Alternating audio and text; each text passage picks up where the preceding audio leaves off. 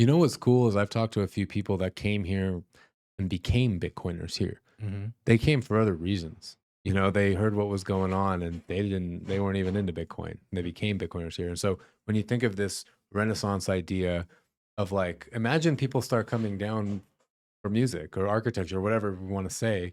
The AI people from Google, right? People come and then they become Bitcoiners because that's just part of the Renaissance, Yeah. right? It's just part of it. You start experiencing all of it, and you get this, I guess, enlightenment from being exposed to these new ways of looking at things, these new ways of living.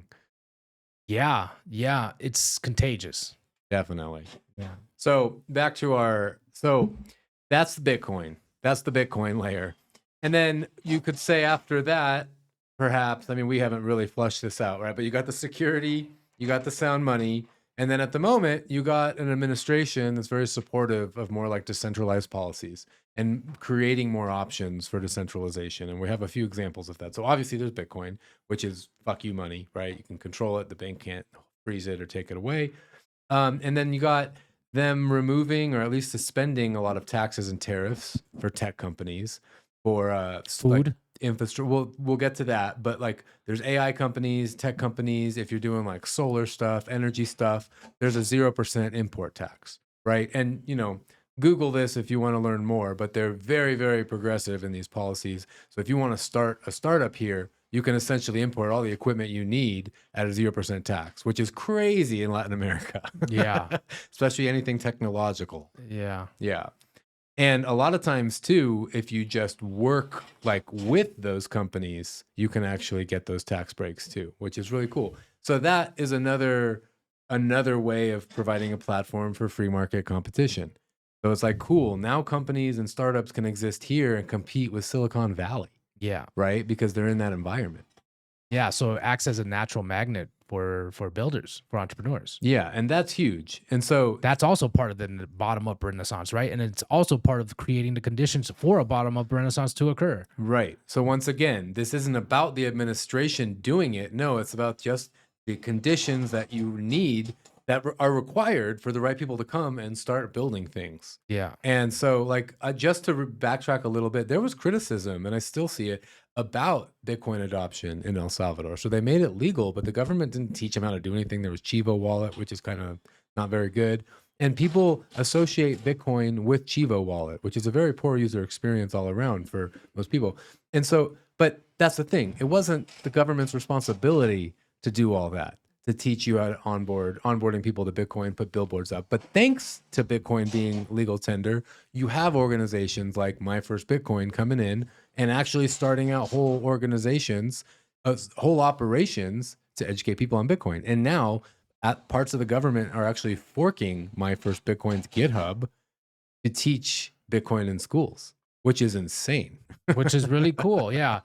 But it wasn't okay. So the way I see El Salvador and their Bitcoin initiative, at least with the whole Chivo wallet stuff, it's like they wanted to kickstart adoption. And they basically created an opportunity for citizens to get involved with Bitcoin, to learn about Bitcoin, to participate in the Bitcoin economy. And then after that it was up to them. But like they provided, an initiative to kickstart off this country into Bitcoin. And whether that took hold or not, that was, you know, uh that was yet to be seen.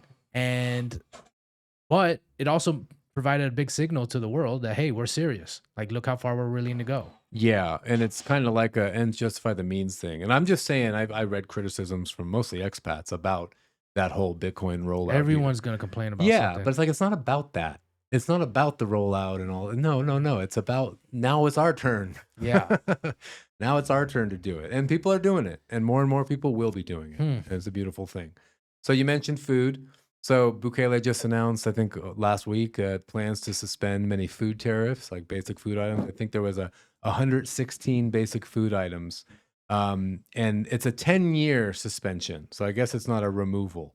But I wonder if that's something that they gotta do where it's like, we gotta tiptoe our way to freedom or something like that, where it's like we can't make these big broad changes so quickly, like, we it's too much of a shock. We're gonna have to like go at this slowly, chip away at this slowly.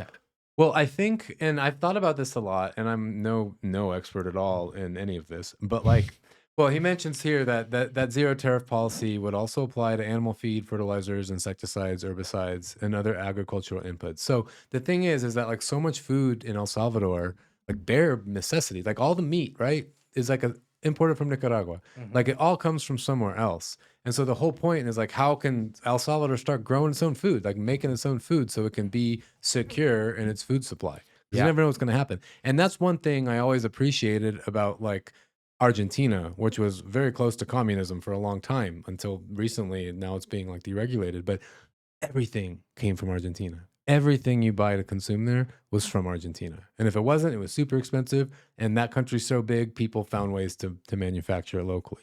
And I always thought that was really cool. You know, that goes a lot into national security, right? If your food is grown locally and that can sustain a large part of your population, you're less reliant on other nations. And so, yeah, that's interesting. It's super important. I mean, food is a base layer of of living as well, right? You Yeah, got I mean, security there's and food. That's right down there below sound money, right?